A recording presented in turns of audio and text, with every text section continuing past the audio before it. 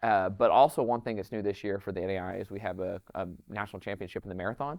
And so I am actually taking 3 guys out to Sacramento, California in December to run the NAI National Championship Marathon.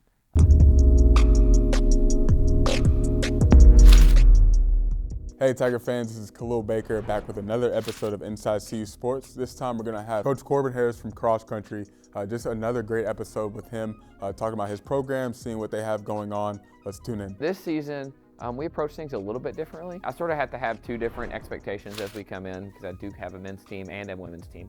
And so coming into the year, I was really excited for both squads. The men's side, we're bringing back most everybody that we had on last year's team, plus adding a University of Louisville transfer, Isaac Kiprop.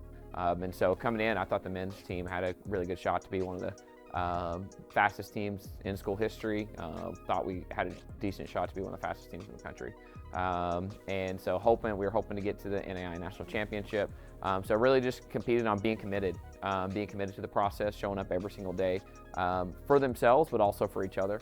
We looked at what that looked like in the sport, but also what that looked like in their Christian walk. And sort of just hoping that they would grow and develop. On the women's side, honestly, we approached things a little bit differently. We had the ability to sort of come in and be really successful on the course, but our number 1 runner from our previous season, she ended up having season-ending foot surgery before the season started, and so knowing that, we knew our depth was going to be limited, and the ladies sort of approached things in a different manner. They wanted to approach things where they were going to enjoy the sport and enjoy showing up each day, and really not put pressure on the results, but just putting pressure on themselves to really lean into each other. And those were 2 things that, even though they were sort of my expectations, it was honestly the team that set those up. One thing that we did a little bit differently this year was we, at our team retreat, I sort of set them down, explained how I wanted them to come up with team goals. It was something that everyone had to have a stake in. Everyone had to be able to gain some sort of reward from achieving the goal. So just because you're my worst runner or my fastest runner, both people had to find some sort of reward. And from there, our coaching staff left the room, let the team sort of decide what was going to define a successful season for them. And that was sort of what they came up with. And so from there, I just lived into what they wanted and preached that through them. I consider myself a pretty hands-off coach. In terms of training, we're a very strength-based program. That's just a term for we try to run a lot more mileage. We don't play on the speed side a whole lot. Whenever I was in college, it was more of a speed-based program where we're not running necessarily a whole lot, but we're doing a lot more intense workouts. I approach things from the opposite side. And so we try to up our mileage. I have guys running up to 80, 90 miles a week, ladies usually in the 50 to 60 miles a week. Obviously depends on the individual, how much they're actually running each person. But from there, I'm usually pretty hands-off on how I approach the day-to-day training. I'll set up, we usually do 1 to 2 workouts a week plus a long run. So during the workouts, I set them up and hey, this is who I want you to run with, what paces I want you to run, how many reps I want you to run, things like that. But on the day-to-day, it's usually I give them a lot of autonomy on how much they're going to run each day when we show up. So if a kid's supposed to run 70 miles that week, they know what they're supposed to run on Tuesday, Friday, and Saturday for their long runs. But the rest of the week, they can structure their week how they like. As long as they get in that total weekly volume by the end of the week. Obviously, they're supposed to run every day, like when we're at practice and things like that. But if they want to run 5 miles one day or run 8 miles another day, that's up to them, sort of typically how they structure that. For the most part, we just wrapped up our season. So just a summary of our season. It was a successful year. We didn't get a team out to nationals like we were hoping on the men's side. We did have our fastest men's team that we've ever had. At our conference championships, we ran our fastest team average that we've ever run in school history, so set a program record there. And overall in the year, in our 5 races, we ran our 1st, 3rd, 7th, and 9th fastest team times in school history. But every other team in the country is running fast as well. So it ended up not being enough this year. But we did get Isaac Kiprop, our University of Louisville transfer. He's going out to the NAI championships actually this week in Vancouver, hopefully for posing for an All-American spot.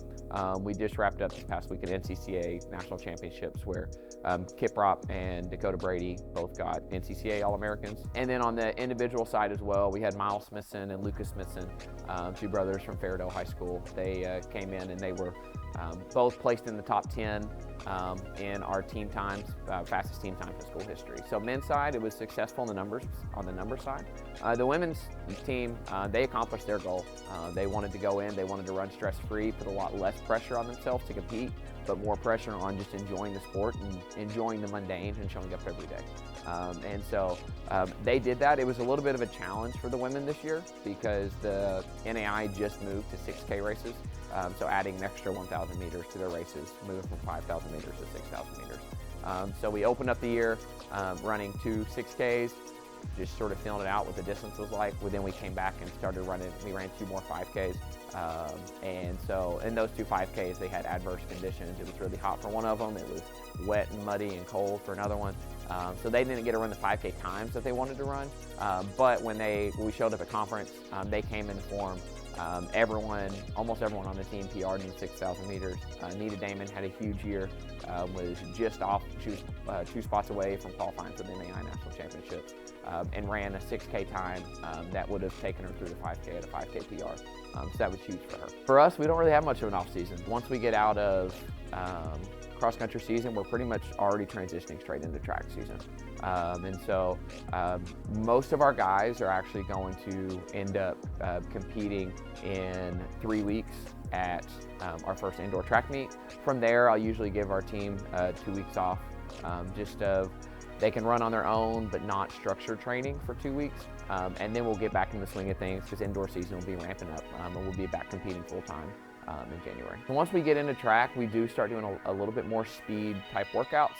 So right now, what we're doing with our training to get them transitioned for that is we are cutting down on our mileage slightly, adding more intense workouts, because on the track, where for the men, they're running 8Ks in cross country through grass and fields, things like that. Women are running 6Ks in cross country on a different terrain. Now we're moving to the track where they may run half a mile, may run a mile. Some of them will run up to the 5K and 10K, but for the most part, it's a lot shorter distance, so we do have to work on our speed a little bit more. But we're transitioning into that through cross-country season, just because we now have a big aerobic base.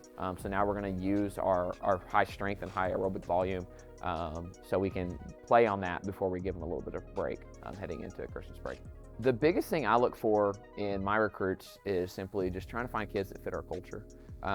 Since I've come to Campbellsville, I've not always brought in the right kids to fit a culture. I didn't really know what I was doing my first 2 years recruiting. I looked at, I can get online, see, oh, this kid's run this time, I want him in my program. And it honestly made it tough to coach, because I was bringing in guys that they may run well, but they just don't fit the idea of a program that I'm trying to create. And whenever you're running for something bigger than yourself and running for the culture, it's just going to be easier to go up and show up every day. So I want to find kids that want to compete, want to get better, but ultimately want to serve their teammates, want to serve their community, want to serve their campus, and just want to learn more about themselves. And hopefully that's going to be learning more about their Lord and about God through that. But also that's sort of why I'm here, is just to be a mentor and be a Christian role model for them. I want kids that find the positives in adverse situations.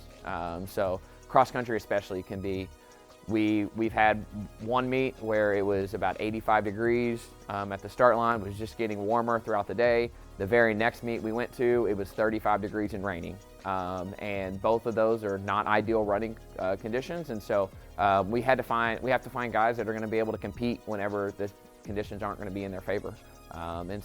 And I think that can be seen both on the course, but also like if you're able to grow and have success in adverse situations off the course and in the classroom. Those are some things that I look for as well. We have Isaac Kiprop coming in to the NAI National Championships this week. So hoping for an All-American. I've never actually coached a cross-country All-American, so he has a good shot to get it. It's not going to be anything that's guaranteed, but he's been a big piece for us this year.